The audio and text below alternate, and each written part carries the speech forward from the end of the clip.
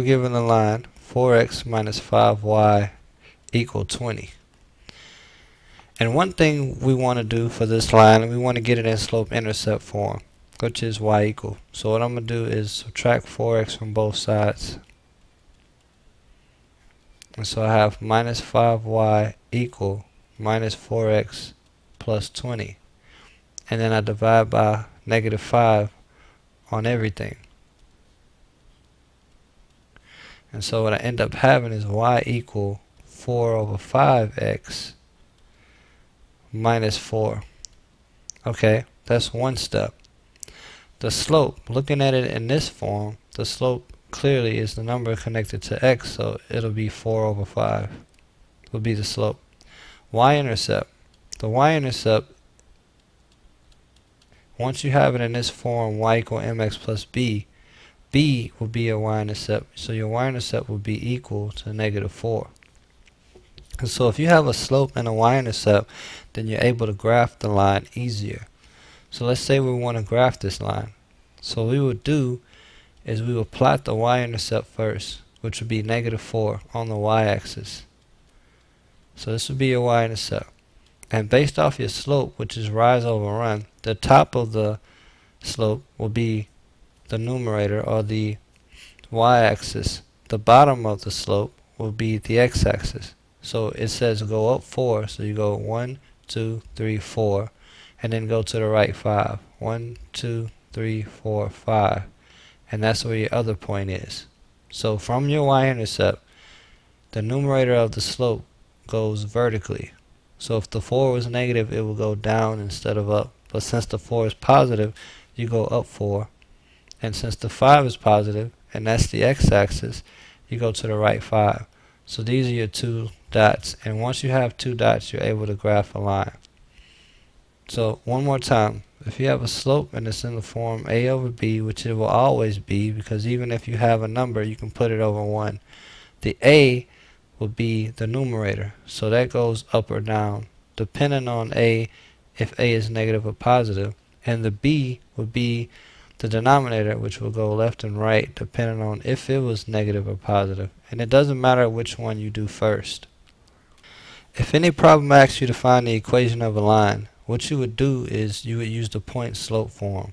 And again, the point slope form is y minus y1 equal m, which is the slope, times x minus x1. So let's say we give you an example. Let's say I want an equation of a line that go through. So it goes through the points 5, 8, and it has a slope of 3. So I want the equation of a line that goes through the point 5, 8 and has a slope of 3. Now 5 is my x1, 8 is my y1. So plugging it in the formula, I have y minus 8 equal 3 times x minus 5.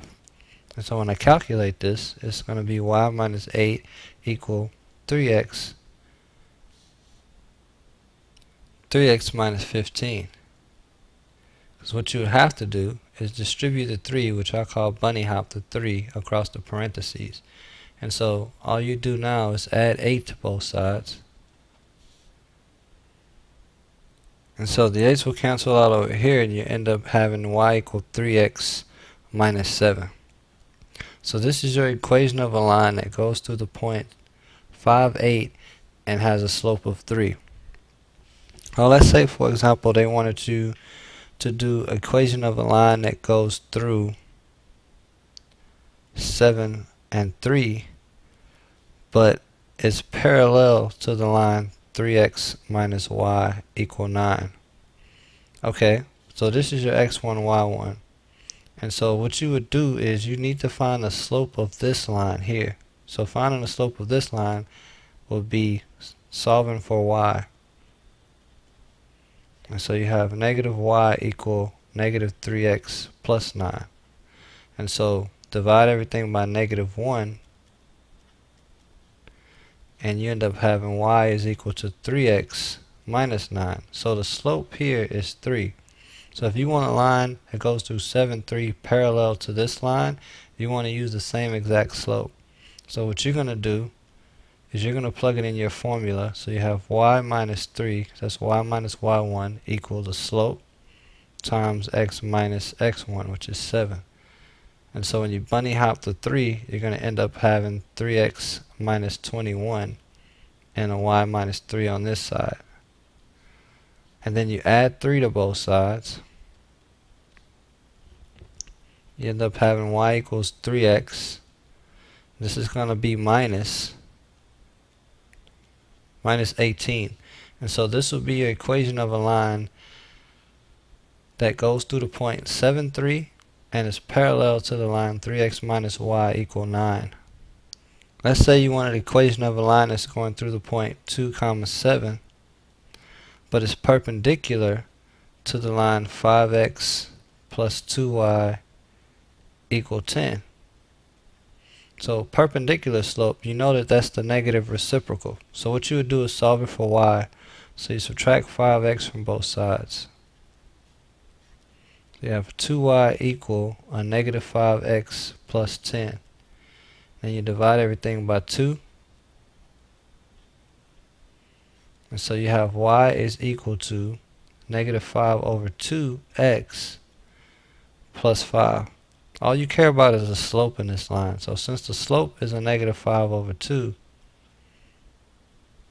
if you want a parallel slope, you have to flip it and change the sign. So it's going to become a 2 over 5, but then it's going to be positive.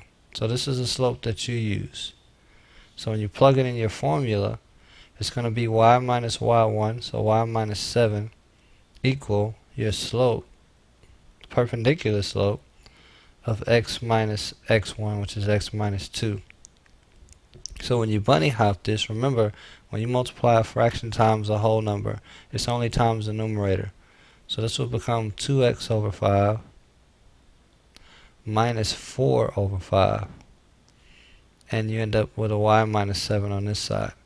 So when you add 7 to both sides, you're going to end up adding 7 over here.